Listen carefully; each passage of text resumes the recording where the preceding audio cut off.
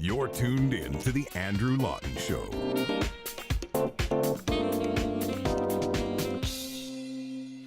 Welcome back to the Andrew Lawton Show. Last week, it looked like there was going to be a big shakeup in the Conservative leadership race. The Ontario Superior Court of Justice gave Jim Karahalios a victory against the Conservative Party of Canada, nullifying the Conservative Party's disqualification of Jim Karahalios from the leadership race. So that might have been good news on the surface, but then just one day later, the Conservative Party re-disqualified him. They disqualified him for the second time, and this time in a way that would have been approved by the judge, because it comes down to the various committees that are involved in this leadership race process and which ones have the authority to disqualify candidates and which ones don't. So the court victory may have been good on the surface, but it wasn't really a moral victory, and it doesn't deal with the fundamental question of whether the party is in the right or in the wrong to disqualify Jim Karahalios, fundamentally speaking, not legally speaking, but whether it is just the morally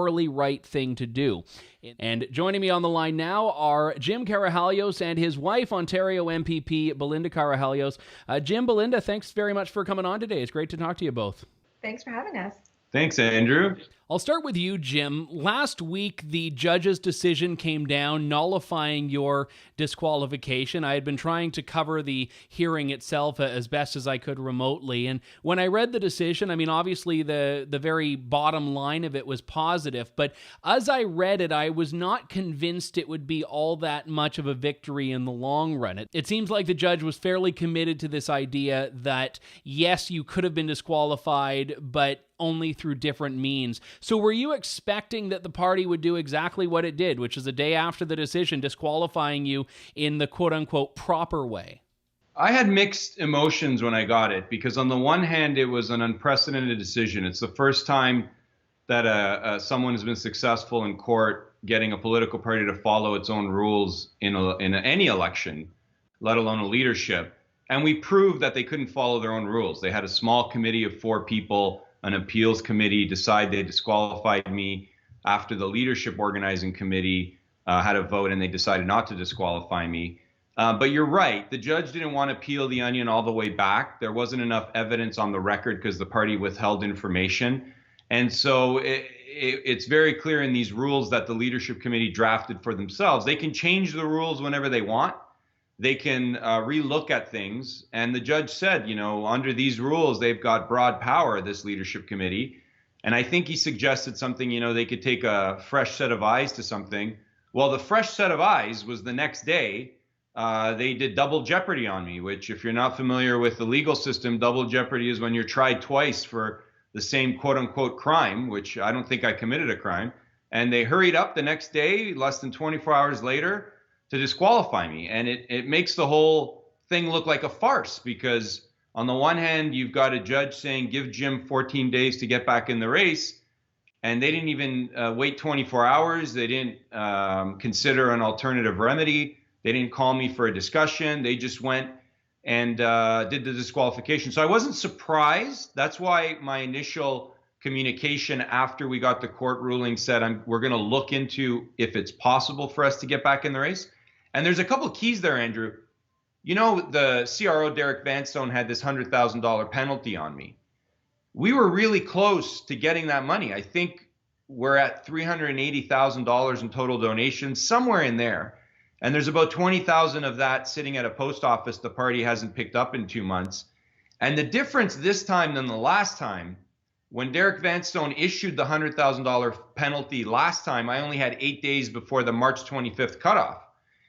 And this time, the judge gave me 14 days. So it was like the judge was saying Derek didn't give me enough time to raise it. And the party knows I had it from the court documents. They know I was close to the 400,000. And that's obviously why they decided to not give me the 14 days to raise it and just axe me 24 hours later. So you're right in your initial analysis of the case. We were vindicated that they didn't follow their own rules, but they have broad powers under the leadership rules to do whatever they want. They're more powerful than Andrew Scheer and the leadership candidates in this election, and that's a shame. I should just disclose, lest anyone be unsure of this, I'm not a lawyer, you are a lawyer, so you may have a vastly different take on this than I do. But in reading the decision, one thing that became apparent was that the judge really didn't seem to be interested in wading into political party affairs or wading into anything to do with an election. It seemed like the judge's take on this, the court's take, was that this was just a garden variety contractual dispute. The fact that you were a political candidate was irrelevant. The fact that the Conservative Party of Canada is a political party is irrelevant, and it was just on the technicality. Now, at the same time, there is a democratic effect here. This is about democracy. It's about elections, but I don't think that was really reflected in what the court was evaluating. No, and so you're hitting something like the nail right on the head, that if you go to court to challenge a political party, you can't do it on a judicial review. That's been tried, and the law has been settled on that. So, for example, in this case, the judge couldn't analyze Derek Vanstone's decisions for issuing a $100,000 penalty, and he couldn't analyze why he hasn't sanctioned Peter MacKay because he used the term bathroom bill or stinking albatross. He couldn't analyze Aaron O'Toole saying Sharia law is a threat to Canadian values and Canadian democracy, and other comments that other candidates made. The judge couldn't do that in this case. He could only look at the leadership rules as a contract and whether the party followed it. And that's because in our legal system in Canada, there are no rules or laws that govern how political parties work. Political parties make up their own rules, and the only way you can challenge it in court is through a contractual analysis. Are they following their line-by-line rules? And when there's a broad set of rules that give draconian powers to a committee of 18, it skews in their favor. So on the one hand, it was unprecedented that we got a judge to rule against a party, because that's never happened in Canada before. And so I think it's a success in the sense that it sends a message to all political parties, follow your rules. But on the other hand, you're limited. You can't do a lot in court. You can't ask a judge to say, look at this absurd $100,000 penalty when the buy-in's $300,000. They want me to pay $400,000 out of donations to get on the ballot. And it's other people, supporters have said that's like extortion. My wife has a bill in the Ontario legislature, Bill 150 that you could tell us about, that's trying to put some rules on political parties to prevent voter fraud. And Belinda can tell you more about it, because right now you can commit voter fraud in an internal party election and there's nothing you can do about it. Yeah, a lot of people don't realize that there are no rules. It's like the Wild West when it comes to party elections. And, I introduced this bill to say, let's put some rules around this. Let's make it punishable by law that you cannot, tamper with the votes in an internal party election, whether it is for it to be a nomination to be a candidate, a party president, or a leader of a party. And, I'm really happy that we received unanimous, it was voted on unanimously in the House during second reading, and it's now waiting at committee for to get to third reading. But it really is incredible that a lot of people didn't realize that, something as important as choosing who could potentially represent you at a provincial level was something that, a small group of people could tamper with and essentially rig the results to be so that the candidate of their choice and not the member's choice is the one who's on the ballot for election time. Let me ask you about that, Belinda, because I fear, as someone who has been a candidate myself, I ran in the same election you ran in 2018 in Ontario, albeit with a different outcome, and the issues that people were asking about were pocketbook issues, things like hydro rates, taxes, spending, debt, all of these other things. How much do ordinary people care about these sorts of political fights, things that on the surface look like inside baseball, that only people in this bubble that the three of us are in really care about and really pay attention to? And I guess the reason I'm interested in your perspective on this is because you've run in an election where you have to appeal to the general population. That's different than an internal political fight like leadership races, policy votes, and so on. So the card-carrying members, they care. And then the more news that we've had around the bill, and you get people who didn't really understand it, who were then emailing the office or emailing me personally or calling saying, oh my gosh, how are there no rules around this? And it's a little scary because, we claim to live in a democracy. And if you're going to interfere with someone's right to a free, fair election as a card-carrying member of any party, not just the Conservative Party, and again, that person is going to potentially win in a general election and potentially have a position of power to represent people provincially or federally, if it were to go federal. you should really be trusting those individuals who are taking part in this process. The corruption starts small, and then how much patience or how much forgiveness are we going to have for it before it becomes a bigger issue and we start interfering with general elections. So we need to take care of our democracy, and that starts with things like internal party elections. Is that something you agree with, Jim, that if you don't deal with it on the internal issues at the internal level, it will expand and start to impact or infect the broader, bigger elections? I've always, my history, Andrew, in the federal party, provincial party, Dan Nolan, the co-chair of the leadership committee, went on CBC a couple of days ago to try to, blame me, and I know what I did wrong, and kind of give the illusion that no one knows who I am. And he said the phrase, we tried to welcome into the party. I've been in this party for 15 years, federally and provincially, before I even met my wife. Yeah. And I've advocated for adherence to the rules and having a grassroots member-driven process on policy, on nominations, stamping out voter fraud at federal conventions. And in each of those instances, the pushback from the cronies at the top trying to control the process it's inside baseball. No one cares. But what we've seen in the last 4 or 5 years, the stories from the provincial party under Patrick Brown and now with this leadership, is it's starting to present a culture of what conservative politics in Ontario and politics in Canada is about. And remember the Jody Wilson-Raybould saga. It's starting to create a culture, and people are starting to wake up to the fact that it is the wild, wild west, and people who are spending their money inside of political parties can't be reassured that their right to vote and their right to make a decision is going to be respected, because a small handful of know-it-alls inside the party think that they should have the right to remove you off the ballot whenever they want. And so it is damaging long-term, and it's easy to dismiss a one-off thing like inside baseball, but when you see a culture of undemocratic behavior, a culture of making decisions that shows that they're enemies of democracy, enemies of the rule of law, and they don't even trust their own voters, that has lasting consequences. And that's why, as a family, we continually stand on that fight on the right side of the issue for members and voters. The other thing is it's trust, right? People are losing trust in political institutions, and then we always complain, oh, only X% of the population got out to vote at the general election. Well, can you blame them? Like when you start to hear about all these shenanigans that go on in internal party elections, it's really disenchanting for a lot of people, and people just don't want to be a part of it. They feel like, well, what does it matter? Why would I bother to get involved? Why would I donate or volunteer for a political party if at the end of the day, my voice doesn't matter? So, it really is part of a bigger problem, I think. So this court decision could have given the party an out to say, listen, we made a mistake. He's back in the race. All is forgiven. They didn't take that. As you've noted, Jim, they doubled down, but they could have had an out if they wanted it there. And this does bring me around to this idea that you've talked about previously, thinking the fix was in from the get-go, that they were never going to let you get on the ballot.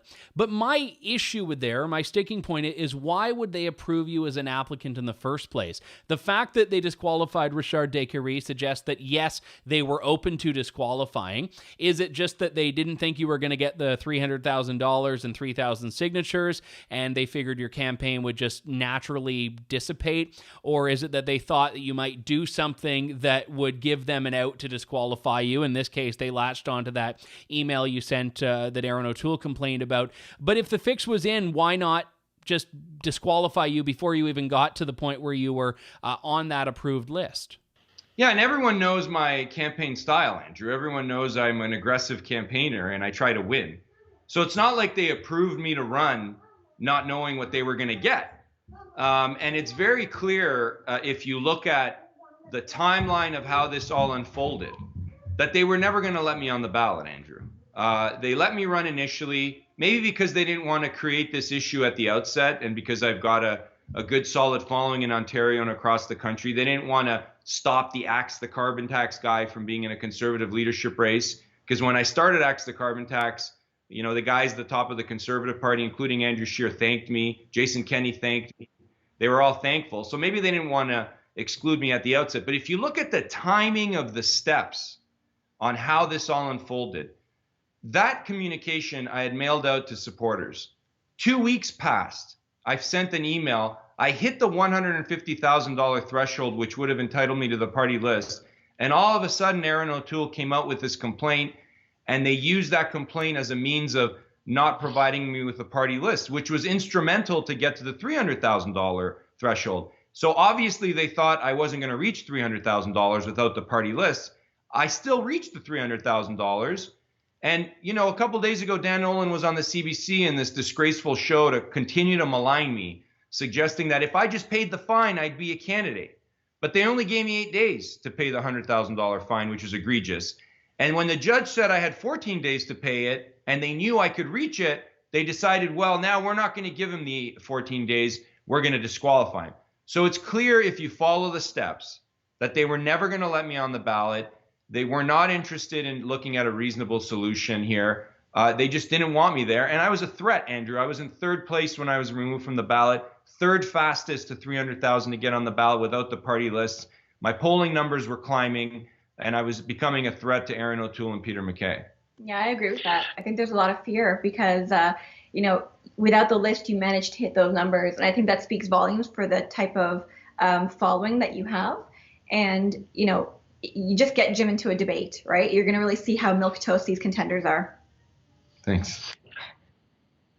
Okay, that's fair, but how do you square that up with what the judge found, which was that there was no procedural unfairness, there was no bad faith? The judge was unequivocal about that. In looking at all of the facts, the judge was fairly confident that you were not treated in bad faith and that you were not denied procedural fairness. It was simply about the Conservative Party, not by a contractual technicality following the rules that it set out for the race.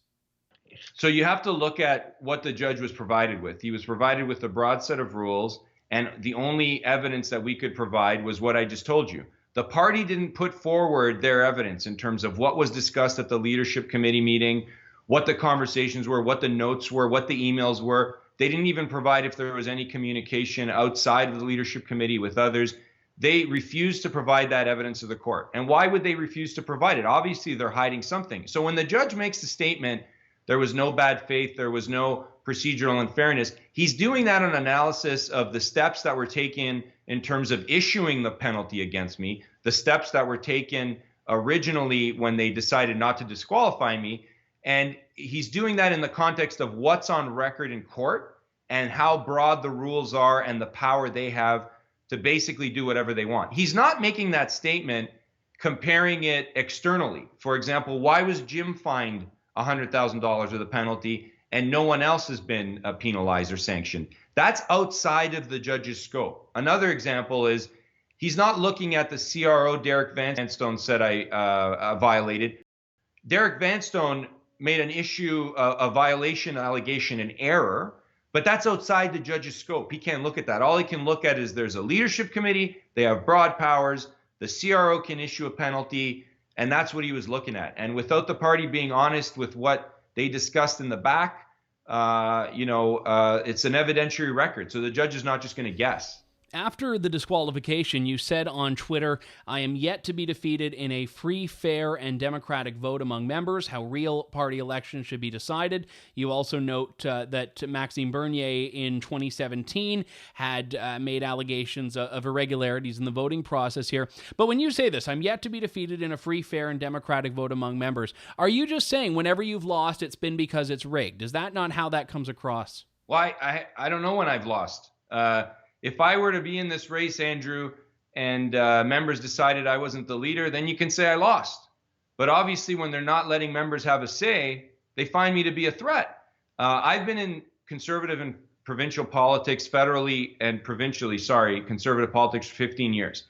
I've run for riding president positions. I've run nominations for other people. I've run to be a part of the policy committee of the party. I've won in every free and fair election I've ran in. My wife had 2.5 weeks as a nomination contestant on the PC side. She was running against 3 individuals, 2 of which were campaigning for a year and a half. She won as well. So our record on winning elections when members get a right to vote is pretty clear. I'm undefeated. Whether people don't like that or not, that's fine. But if you wanted to defeat me for once, let me get to the ballot here in this leadership and have Peter or Aaron beat me. Obviously, they thought that was too risky and they didn't want me on the ballot.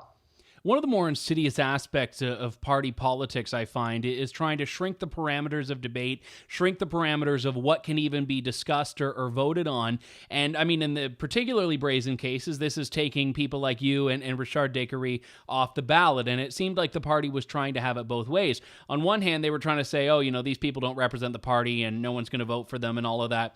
But at the same time, if no one's going to vote for them, just let that be revealed. Let that be realized by letting members cast ballots. And it's the same as with party policy. I know that the convention for the Ontario PC party, in which you ran as a candidate a couple of years ago for president, it was the same sort of thing. The party had tried to keep a lot of these socially conservative motions from getting to the voting floor, and they did get to the voting floor and ended up getting passed all of these things. So that is the party's response seems to be, listen, we don't want these outcomes. These are unacceptable outcomes to us. So let's try to ensure that they're not on the ballot and the members don't have a chance to vote for them. And obviously, it's the grassroots members who then suffer. We're seeing this happen at the provincial and federal levels where a small group are deciding what can and can't be talked about. And it's not just about social conservative stuff. It's about, you can't talk about voter fraud. You can't talk about the Paris Accord. You can't talk about the carbon tax, Jim. That was the position 3 years ago until everyone changed their mind and supported me.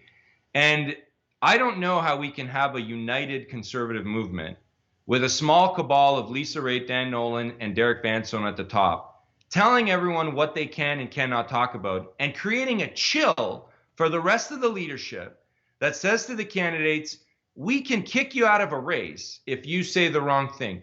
And the imposition of control and power in our parties that I've been fighting against for 5, 6, 7 years now, internally, and now it's in a leadership contest, it's getting worse because the members are getting stronger. The members want bold action. Lisa Raitt had her chance in 2017 when she ran for leader to mold the future of our party and the discussion. She got 3%. And she constantly talks about a big tent, but it looks like a 3% tent to me. It's going to be a huge tent, and only 3% of conservatives are going to be there because the way they're running the leadership, they're driving people out into the PPC, into the Wexit party. There's disgruntled conservatives that don't want to vote. So I'm not for the 3% tent, Andrew. I want a big tent and members to feel like they can talk about what they think is important in conservative solutions. But the cabal at the top, they think they know better. And the proof, they don't prove it to us because they're not winning enough to show us that their way is the right way. Now, obviously, the federal Conservative Party and the Ontario PC Party are legally different entities, and even more fundamentally, they don't share resources as openly as the Liberals and NDP do in various provinces, not just Ontario, but they are still controlled by a lot of the same people. There's a lot of crossover there, and it's the same Conservative Inc. operators, if you will, that seem to be at the helm of both. So I have to ask you, Belinda, as an Ontario PC MPP, how do you function and exist in this party when the establishment seems to be so dead set against Jim and against what Jim's been trying to do? So I'm a conservative because I believe in fiscal responsibility and other issues that conservatives believe in. And there are a lot of people in the party who are like-minded. There is obviously those in the party who are different than that. And there is a strong silent group who are very supportive of free speech and all these conservative values and of Jim as well. It's amazing, actually, how many people told me that, I'm not going to say anything publicly, but I'm so excited that Jim's on the ballot. We're so excited. I'm going to put him number one. There's so much support, and there seems to be this hunger for people to just be bold and take action and to be strong about the issues that we know that we need to be strong on in order to win elections. I think that we're really fortunate to have people like Jim to put his name forward for things like this, because there is a hunger out there for this kind of strength in our party.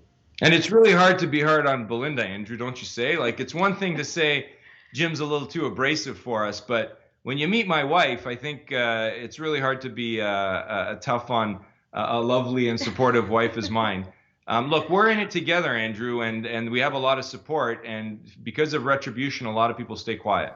But at the same time, you're making allegations of corruption. And if the federal Conservative Party is, in your view, corrupt, and the same people are really running the Ontario PC Party, it stands to reason that both of them would have this corruption issue. So how do you have, or let me back up a second here, do you have confidence in either of these parties to have a positive path forward?